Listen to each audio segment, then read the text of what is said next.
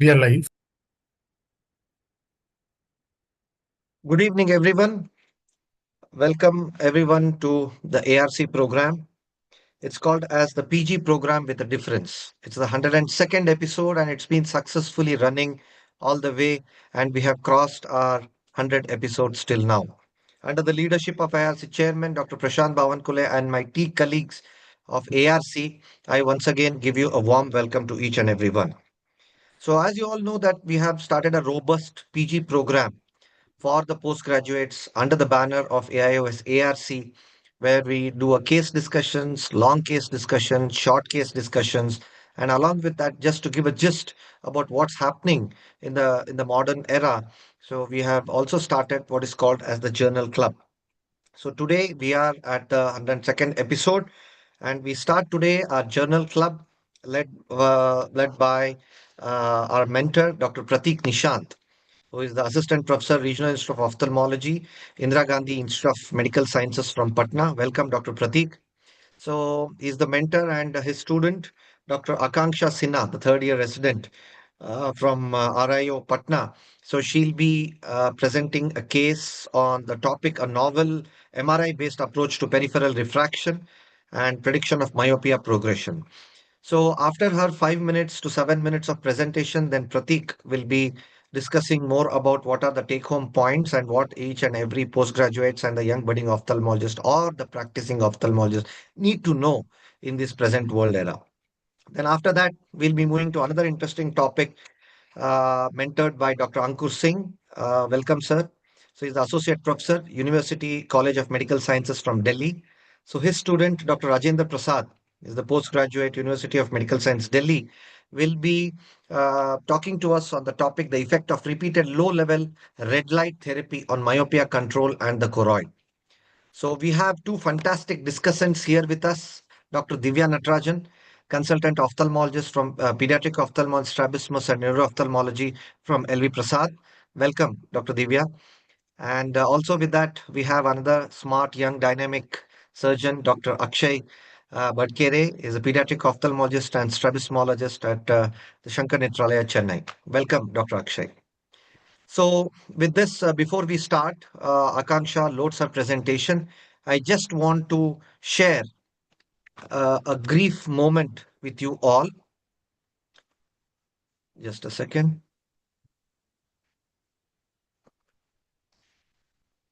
So, m- my dear colleagues, I think we all know about this great luminary who doesn't need any introduction, Dr. Namperumalsamy sir, who is fondly called as Dr. Nam.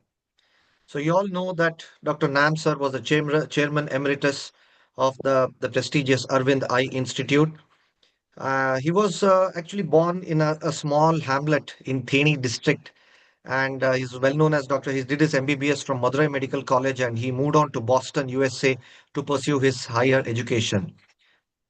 He was one of the first retina specialists in the country, and he practiced in Erskine Hospital, Madurai, now also known as Government Rajaji Hospital, before going in for the Arvind Eye Institute. He also received the Padma Shri, the prestigious Padma Shri by the President of India way back in the year 2007.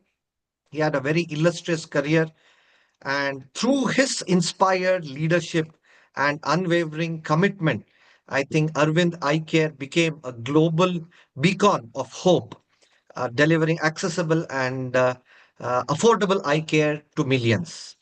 So, through his legacy of selfless service and innovation, will continue to inspire generations to generations.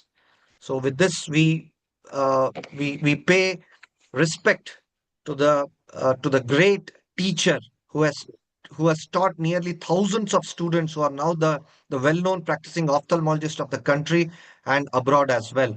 So, in his presence, request every one of you to please mourn for 30 seconds, and then we can start the presentation. So, thank you.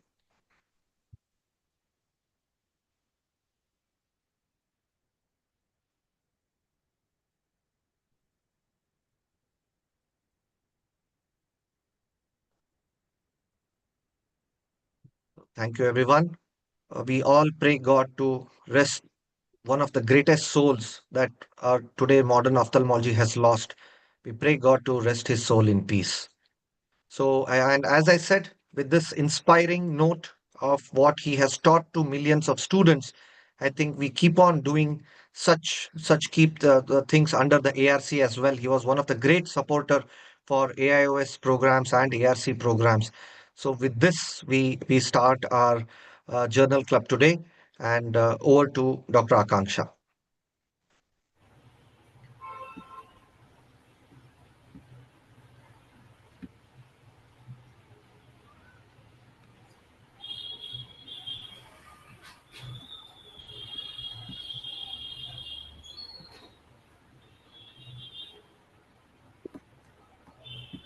Uh, Good evening, everyone. Is my Akanksha, screen? can you just make it a slideshow mode? Yeah. Yeah, okay. Um, Good evening, everyone. Today, I'm going to present a journal for ERC Journal Club under mentorship of Dr. Pratik Nishant sir. Can you please So, make it slideshow mode, please? it's in slideshow mode in my. Okay. Stop the Is it? screen share and Is, share again, please. is okay. 1 minute.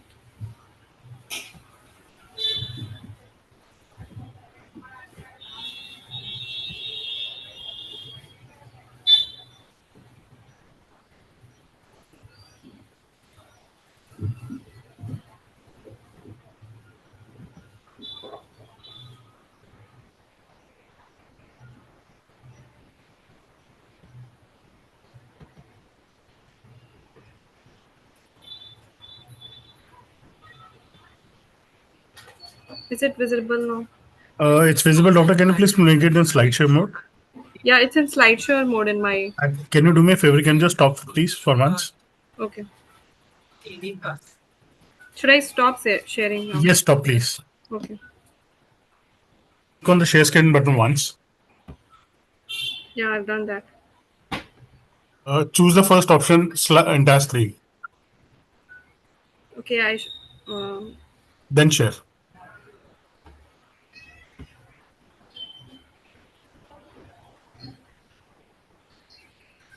Now, please make it in the slideshow mode. okay.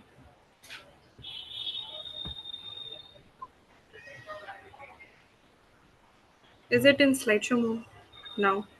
No, absolutely not. Still not there. It's showing in that I've turned it for slideshow, but it's like not visible. Just hold on a I second. think it's okay. I think it's okay. We can continue. Make it a bigger one. Press that. No, no, no. Doctor, can you just now share and select the slide share mode that you've already done? Okay. Just click on share button and then choose and pick the slideshow option you have. You will have a normal PPT option, then you have a slideshow mode option. Click on it and share. There are two files, by the way. Could be a reason why is it not showing.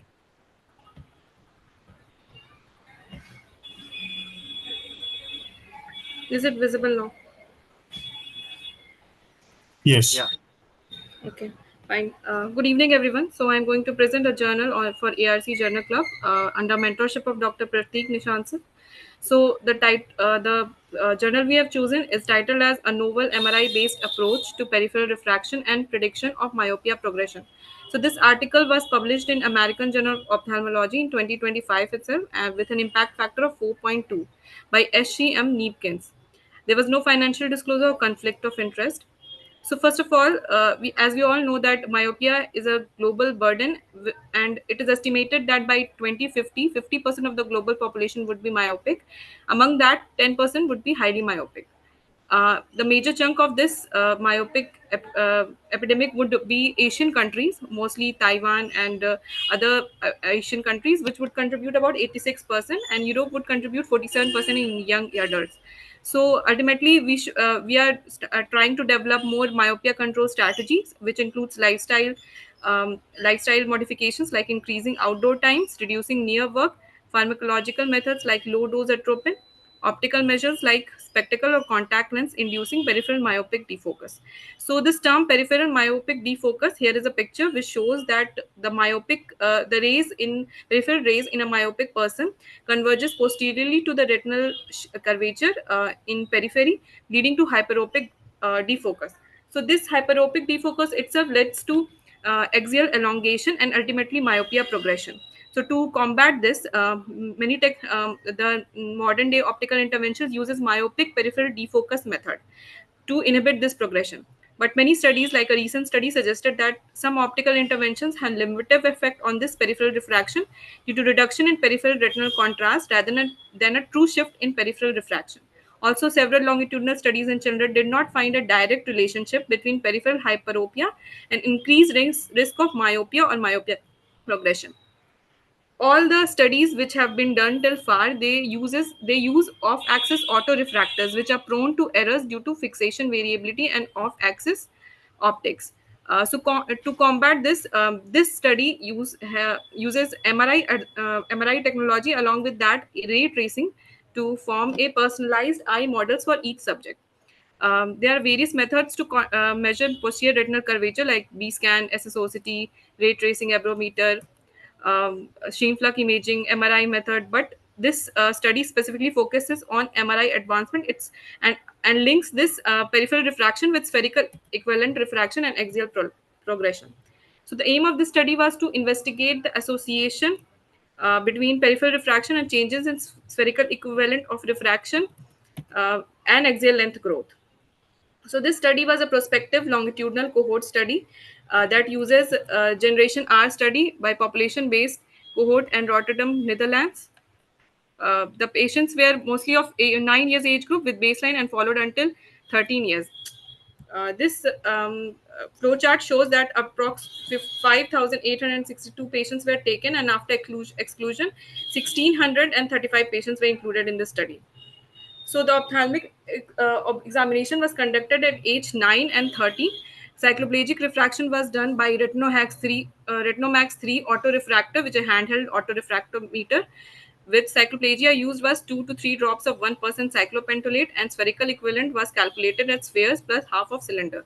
Axial length was calculated by using Zeiss IOL Master 500 and 5 readings average for per participant.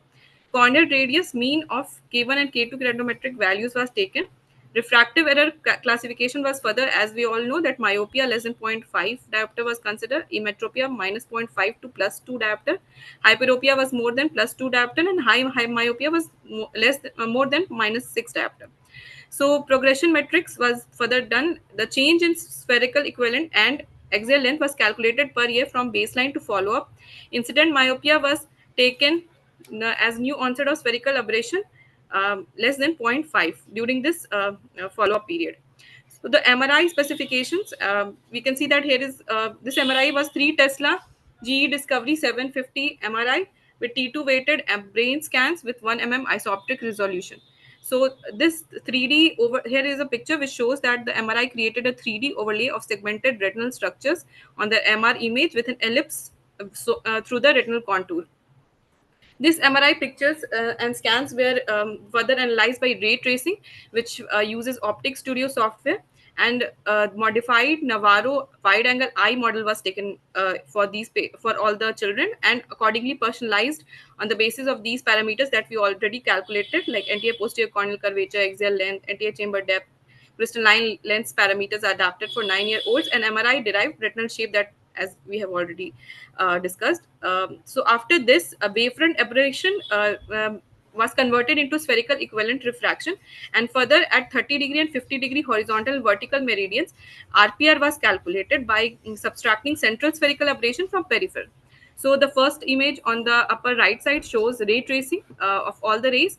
The below picture, the A picture show that the data of 2 patients in which the central spherical equivalent was same in both the patients, but the peripheral curvature was significantly different. So we can see that why personalized eye modeling is so important for better optical interventions in future. So in the second picture B, all the RPR are plotted onto the according to eccentricity, and we can see that approx 8 diopter of difference and variation is noted. The covariates that were taken into account were birth weight from medical records and hospital registries. At age 9, measurements of head circumference was taken along with body height and weight. Country of birth of mother and father was extracted through questionnaire, and ethnicity was categorized into European or non-European. Stats were performed. Comparison between refractive error groups like myope, hyperop, and emmetrope was conducted using students' unpaired t-test, one-way ANOVA, or chi-square test as appropriate. For comparing two groups, post-hoc comparison were performed using Tukey's test. A correlation matrix was constructed to assess the relationship between all the parameters like RPR, curvature, age, sex, axial length, birth weight, ethnicity, body height, head circumference, weight, and BMI. That all we have taken into account. To account for multiple comparisons, a Bonferroni correction was applied.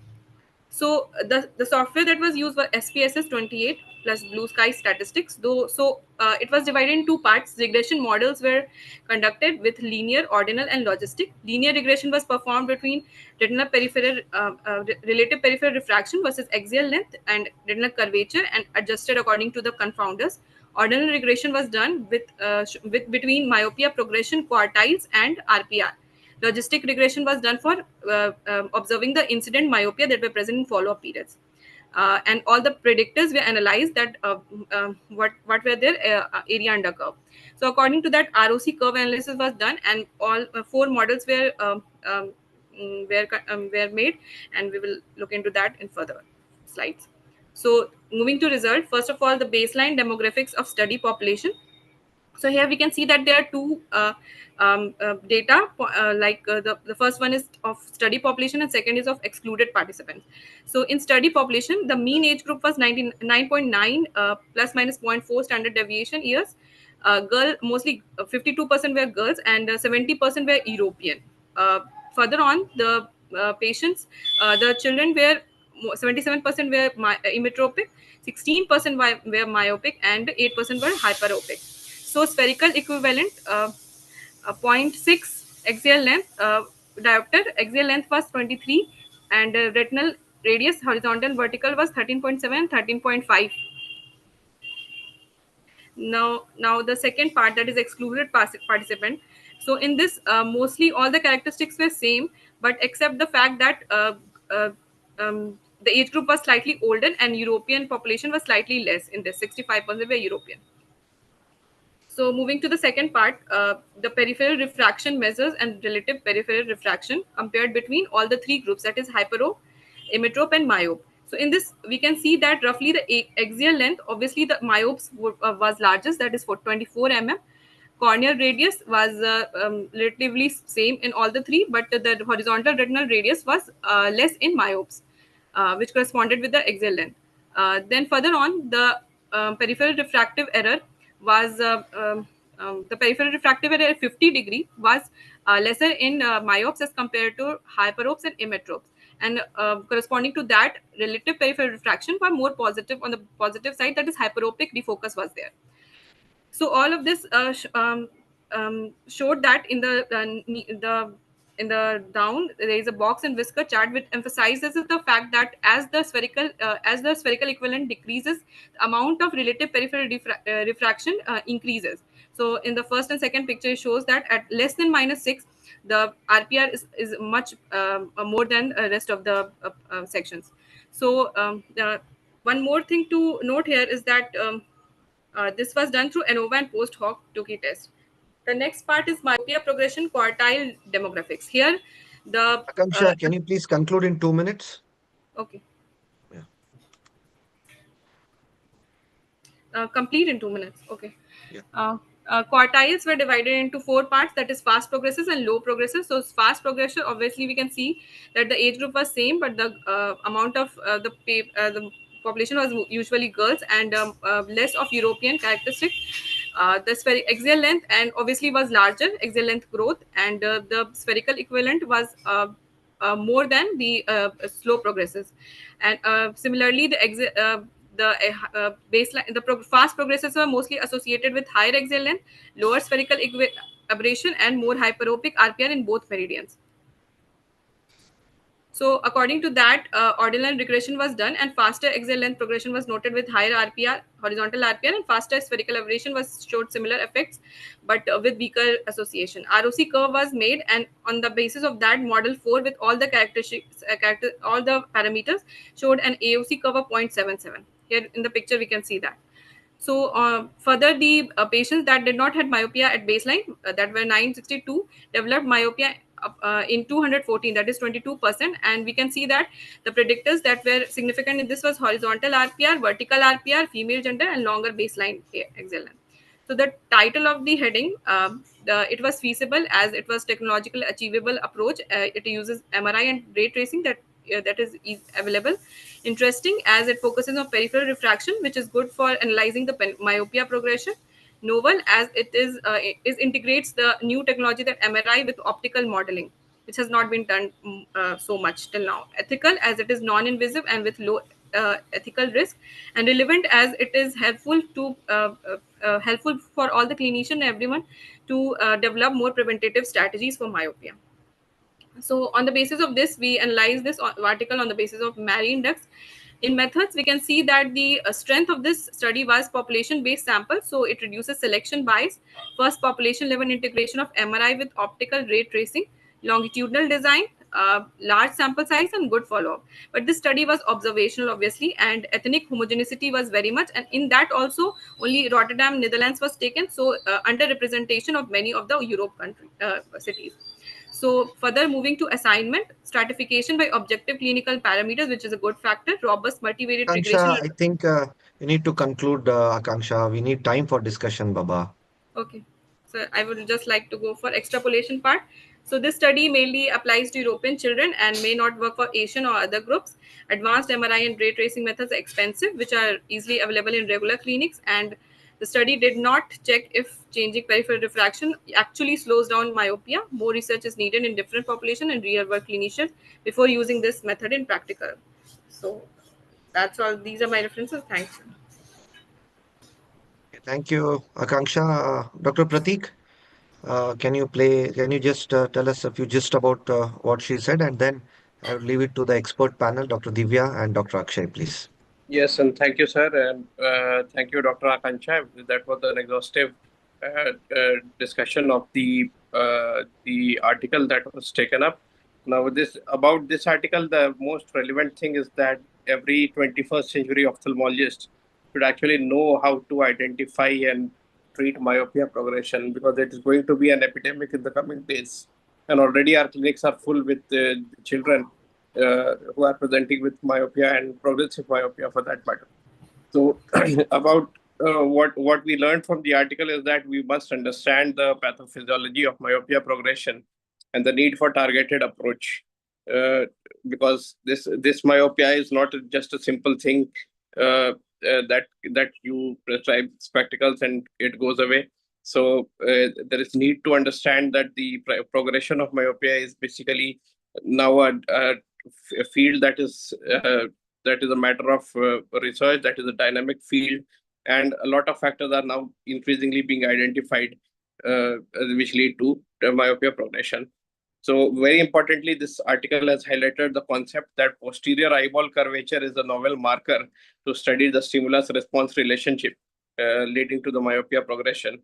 And therefore, the article has attempted to relate the posterior eyeball curvature to the defocus created by the wavefront aberrations. And it has shown that this might be different for different patients having the same quantitative error. The search is on for better and more accurate and more practicable, widely acceptable measures predicting myopia progression. This particular article took up a 3 Tesla MRI for that purpose, but there might be some better tools which come to be available in the future. The important thing is that one has to recognize that the combination of various factors is responsible for myopia progression, many of which might be modifiable but might be under-recognized. Even for the purpose of this particular study, the lifestyle modifications or the lifestyle of the children has not been taken into account, which is a huge demerit or a limitation of this study. Further, and one last take-home point is that population-based studies of myopia and its progression are relevant and an area of active research. This particular study contributes among the various studies which are being done in this regard and might go a long way in our understanding and treatment of myopia. Thank you, Prateek. Over to Dr. Divya and Dr. Akshay, please. Yeah, nice presentation, Akanksha. I think it's a very quite a challenging article to actually present because there's a lot of things in it, a lot of statistics in it. I think as a postgraduate, when you read this article, there are just a few take-home messages you have to keep in mind. One is what causes myopia progression. That is the peripheral defocus that happens. And to how do you then look at this peripheral defocus? You can either it can be as simple as just asking the patient to look sideways and doing a refraction, to using a auto refractometer.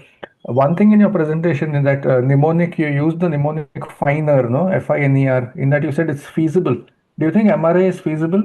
No, it's a little costly for patients, especially nowadays. Very, very costly. So they have used a lot of special techniques. Okay, they have looked at the vitreous, the retinal overlay. They've done all that. It's not easy to mimic in for everyone. University of Rotterdam can do it. They have and they've probably not declared it in the article, but most of their patients actually get it done. It's done free of cost. It's covered by insurance. For majority India, a lot of other Asian countries, Southeast Asian countries, it's going to be very expensive. So it's definitely not it's not feasible. Okay. Having said that, I think even today the simplest things you can do is actually do a wide field autorefractor. You can use a wide field autorefractometer, look for peripheral defocus, and then based on all the other interventions that you have, you can use the interventions for myopia that is feasible and probably what works. Even today, what research shows is that there is no set guidelines for myopia control in terms of what works. There are groups in which atropine works. There are groups in which these defocus classes work. We don't even today know what works for whom. This peripheral defocus sometimes may not even be there in may not be actually responsible. In some studies show that it may not be actually responsible for myopia progression also, but the defocus classes somehow works in these in these children. So it's as Dr. Pratik said, I think it's still ongoing. The results are ongoing, and well done. Difficult article, but well done. Thank you, sir. Congratulations, Akansha. I agree with Dr. Akshay when he says it's quite a difficult presentation, but you seem to have done a very thorough job. So most of the important points I think Dr. Akshay has covered. The feasibility part is a major thing. The cost of MRI is a huge thing. The other thing is that, I feel as has been pointed out, even now, we are looking at the clinical ways of testing for peripheral refraction, including our dynamic retinoscopy or autorefractometers. So it would have been actually very good if this article had compared the MRI findings and the clinical findings as well. I think that would have been a good way of judging, and so that we could actually correlate this with the clinics. The other thing I think is, you cannot just take the conclusion based on what the authors have said, because there are multiple things that actually influence myopia progression. It's not just peripheral defocus, as Dr. Akshay mentioned. There are multiple things. So those factors have not been actually taken into account in this article. So it's difficult to say that this is the only thing that has contributed to the myopia progression. It could have been things, and the number of years of follow-up have been quite a lot. So there have been multiple environmental factors, things like that would have come into the picture that has not been taken in this article. So I think that's another thing that I think could have been done by the authors. But otherwise, the cost part is the most important. So when we have more feasible ways, which are actually more reliable, then why would we go for an MRI? So that's something. But the one good thing is, it just at least states a fact that these are the changes that happen anatomically, the parameters are changing. So this could be a guide for us for probably taking up better, methods of coming to this conclusion. That's my take on this. Thank you, Dr. Divya. I think I wanted to ask the same question. How feasible it is every time you have to put them under MRI and try to do that when peripheral refractometers are now available. And if we try to do a head-on between the two and try to get a comparison, I think that should have given another thing. Correct. Because with the treatment, I think we have a low dose atropine with DIMS all available. So to look at these progressions, do we again have to keep doing these tests, the test, the MRI, according to this study? How do we look into these progressions when they are already on the treatment? I think what the study is doing, what the study aims to do is they have basically looked at a wider area of the retina. So normally your autorefractors give you up to a 30-degree peripheral refraction, whereas these have looked at up to 50 degrees. So they claim that if you look beyond the 30 degrees, you might be able to pick up a group of patients who might not have been responding to the glasses, and you know why, like to answer that question. But as you said, we can't do MRIs for everyone, and it's not feasible. Basically, it's an interesting research question, basically. But yeah, it doesn't have. I don't think there is much carryover to the bedside, apart from telling us that yes, we need to look at a wider area. Got it. Thank you. Thank you so much. That was very nice discussion on that case. Thank you, Dr. Pratik, Dr. Akanksha. Wish you all the best. You are in third year and we wish you come out with the flying colors. Okay. Thank you. Thank you very much. And then we have our next presenter, Dr. Rajendra Prasad is already ready here. I hope you will be within the time, Dr. Rajendra, so that we'll have a little more time for discussion. And then we have a excellent mentor, Dr. Ankur Singh. Over to Dr. Rajendra, please.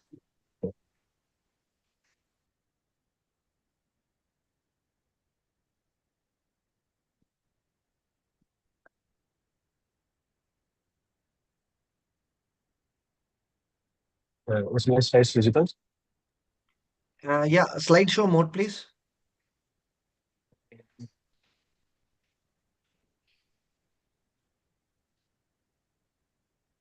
Sunil.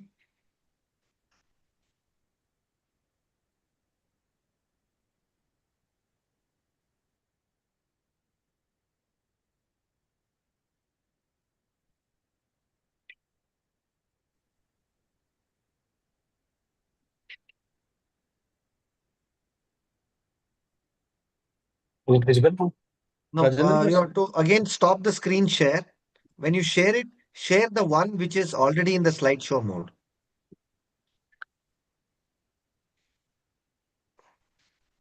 Dr. Prasad, can you please select the either entire screen or the presented or the slideshow option? Try selecting the entire screen.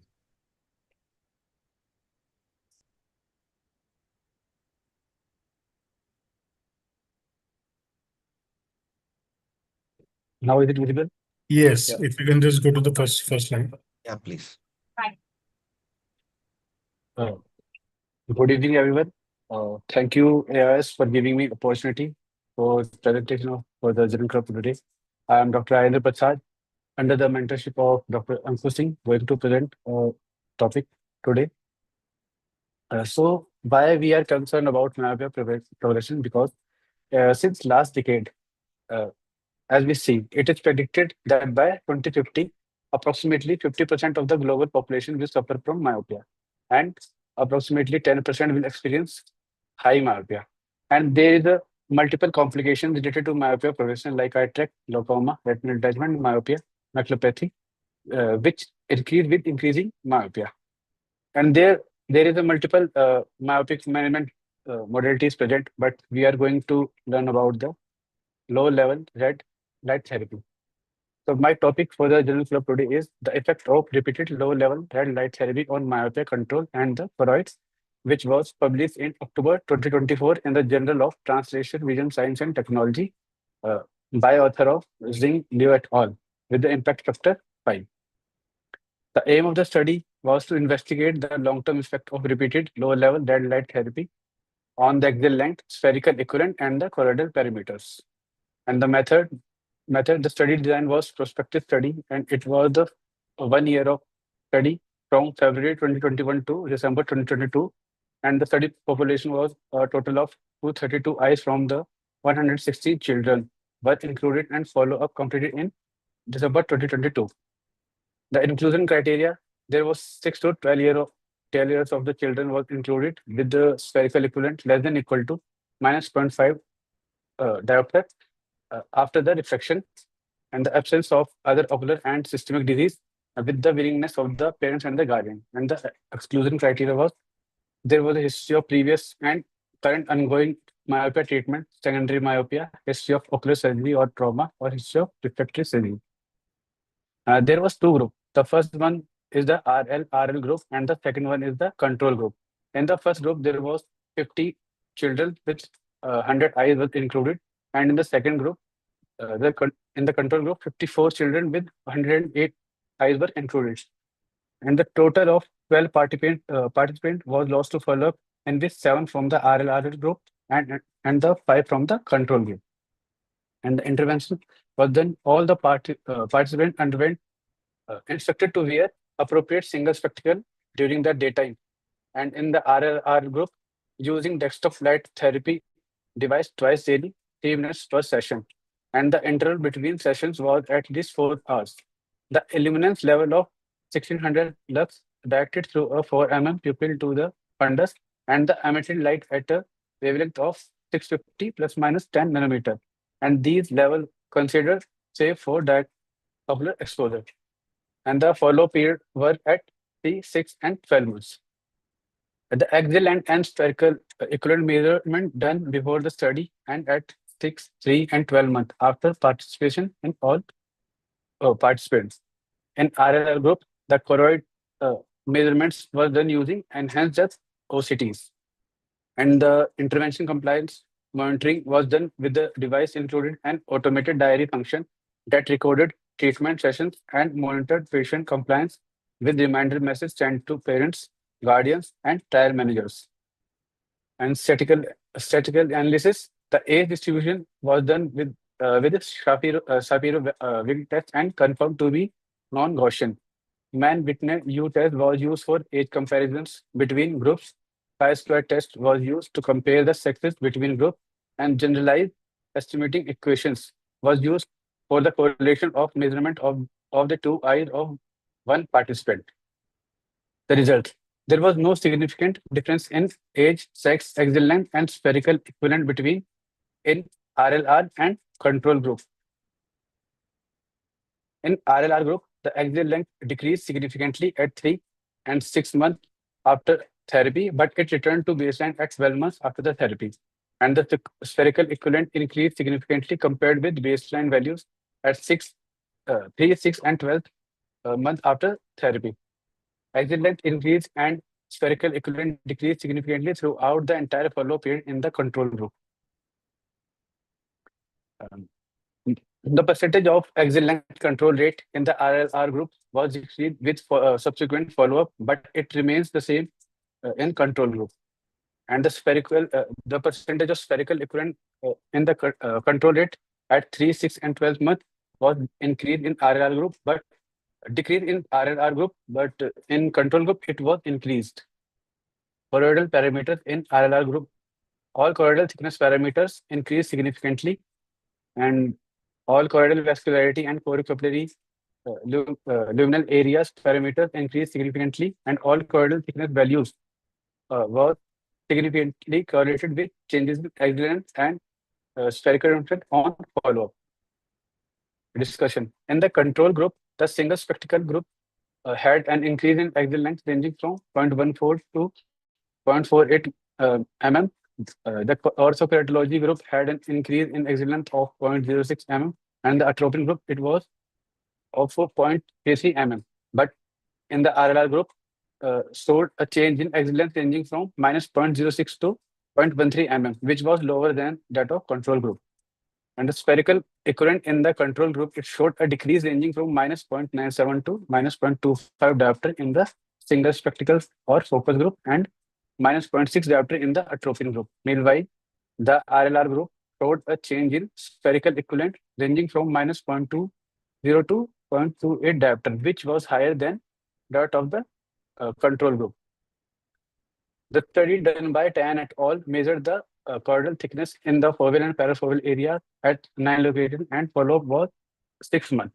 But in this study, the follow-up period was 12 months, and the included area was a 17 choroidal thickness measurement location, providing a more comprehensive choroidal thickness dataset than previous studies. Results are consistent with those of previous studies, indicating that photobiomodulation therapy induces an increase in choroidal thickness.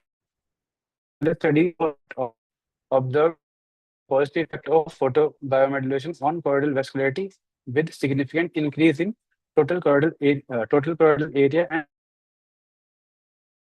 and indicated that all choroidal vascularity parameter increased significantly after photobiomodulation therapy. This positive effect appeared to persist throughout the 12-month follow-up.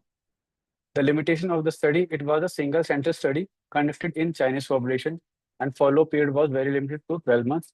And changes in ocular parameter after cessation of therapy were not evaluated.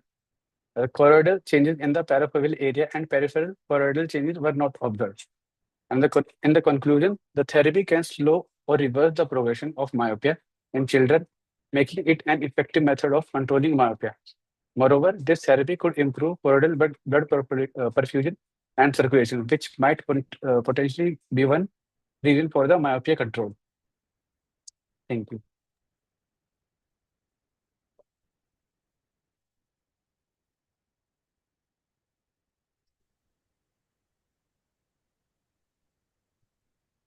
Thank you. Ankur boss, can you please? Yeah. Thank you, Rajan, for summarizing the study well.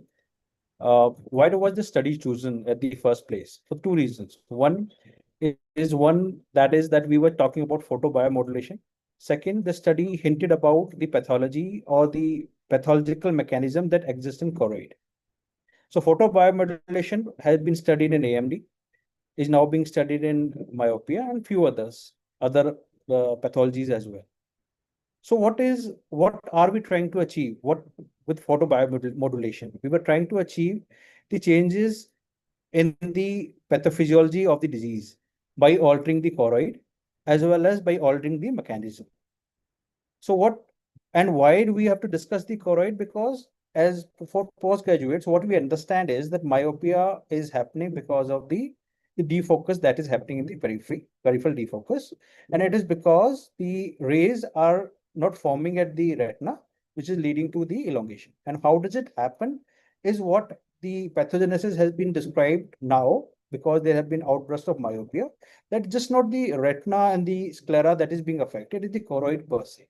And the hypoxic drive that sclera receives is because of the hypoxic drive which is induced by the choroid to the sclera. So what they have found is, in the studies, they have found that diseases, the patients who were having these hyperopic defocus were also having transient decrease in the choroidal thickness. So why this was happening is because your body was trying to move your eye by increasing the axial length to take care of the defocus.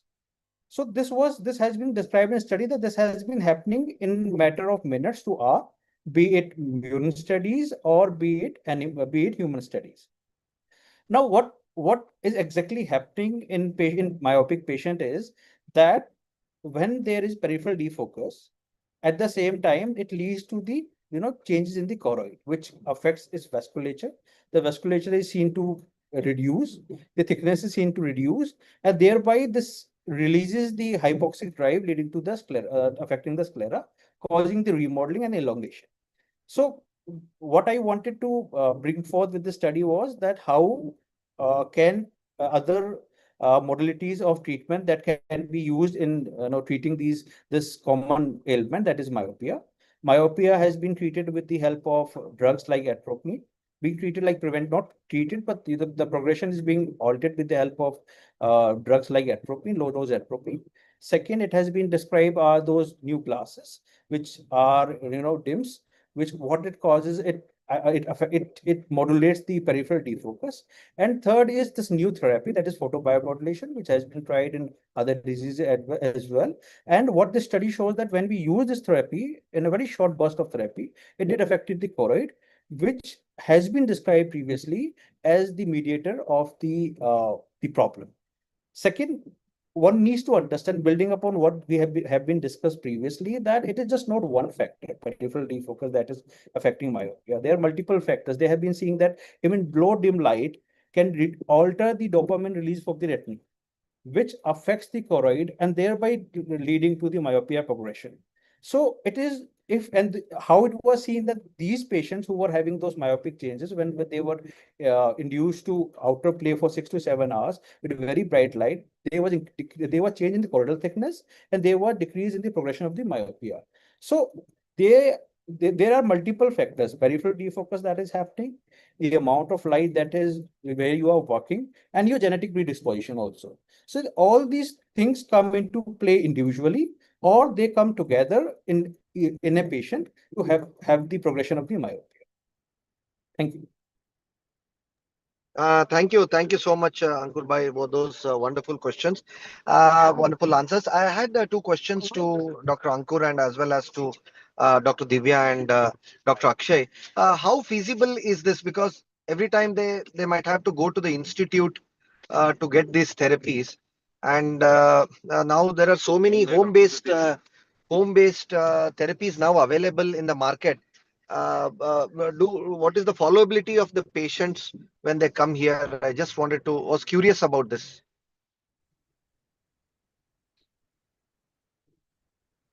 Yeah, I think Dr. Divya? yeah. So this article actually states that it was home-based as well, and it was done under the monitoring of the parents or the guardians. And I think it was done twice a day for a few minutes a day. That's how generally this therapy is initiated. Even this is quite commonly done even in amblyopia. I mean, it's known to be done. So there also they actually give the same kind of the sessions will be conducted in the similar way. Actually, going ahead with the treatment might not be a very difficult thing because it just involves a few minutes a day, and it's known to be quite safe. But the only thing here is that we do not know. See, just like any other form of therapy that Dr. Ankur has so nicely, actually clearly mentioned, we do not know about the effects long term. That is the only thing. And there has not been any study that has studied this particular aspect. We are now seeing that even in our clinics, probably post atropine, stopping of this low dose atropine, there have been some cases where there has been a rebound. So this, how effective has this therapy been in the long term is something that I think we should look into. That is my actually that the only point that I think is something that we can add on to this from this article and probably add on to the future studies. I mean.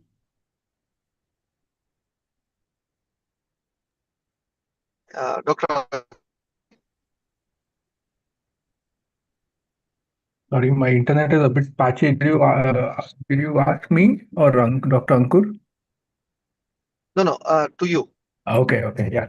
So, yeah, so there's a very common saying that everything is safe for a short duration of time. So, if you see, even in this study, they have followed for 12 months, and whenever we look at new modalities, I think the one of the things we need to look at is what is the safety profile. So, for 12 months, it is safe. But there is a very nice meta-analysis actually that came, I think, in 2024 in Asia Pacific Journal of Ophthalmology. It was they looked at about 689 studies which used low-level red light therapy, and there were isolated reports and series wherein they found some kind of either a disruption of the ellipsoid layer on OCT, or if you did a autofluorescence, then there was some disruption. There's some kind of hyper autofluorescence seen in the fovea. So not that these led to any immediate vision loss or anything, but we don't know over a period of time what happens. So I think when we say something is safe, we have to also take it with the caveat that it is safe till right now. That is still 1 year. It has proved to be safe. So I think yes, it's a good alternative form or it's something to keep in mind, but it doesn't replace, I think, what we have right now. Largely, low-level red light therapy has been studied from China. Most of the studies are from China, actually. We don't have, at least I'm not aware of any studies that have been done in this part of the world. But as a going ahead, more safety, long-term studies probably will help us know where this therapy stands. As of now, we can look at it as probably as an adjunct, but not as a replacement. Very rightly said. Very rightly said. As of now, when we look at the various therapies, so they have just not that, the studies have tried the peripheral defocus glasses with atropine. So sometimes with the patient, just with the atropine doesn't work, you use the along with the glasses, they tend to do well. So this study was just to bring forth that there's another alternative which has been, quite discussed. And maybe in future, it can become an alternative, it might not become an alternative. Second is that how important it is to know that the myopia is progressing that much, which has got a kickstart basically from the COVID times, and a sudden kick in the epidemiology. And what is this that future that apart from the environmental changes, the peripheral defocus glasses, the dim glasses, as well as atropine, we could add this to that too, and then they could function better, and it could somehow prevent the rebound effect of a particular drug like we see in the atropine. So like, you give an atropine, you phase out this patient with this red light therapy so that the rebound effect that comes with the atropine can be taken care of. So you can build upon that therapies. There could be a multiple therapies being tried in one patient. So just to, taking care of the problem. But yeah, singularly, as you mentioned, that there have been cases where they have shown, outer retinal changes. And that has not just been in this, that has been in other pathologies also, like in ARMD, where it works on bruisers. So that has to be taken care of, and this has to be studied in with a wider number of patients, so that we can really talk about the safety of this technology. Okay, thank you, Dr. Ankur. Any final points from Dr. Akshay and Dr. Divya?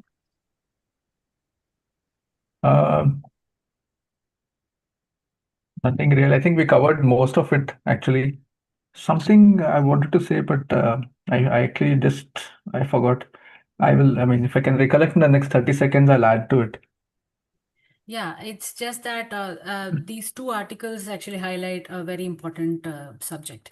And that's something that I think every ophthalmologist must be aware of, myopia progression and all the different therapies that are available at present. How safe are they? How relevant are they? Because even the first article spoke about customization of the therapy. So not just because a child has a myopia progression, you have to find out the reason behind it and then give the specific or the correct treatment for it. Everybody cannot just be given DIMS or ortho K or Myotro. So it actually depends on why it is happening, and so that study has to actually be the basis for any ophthalmologist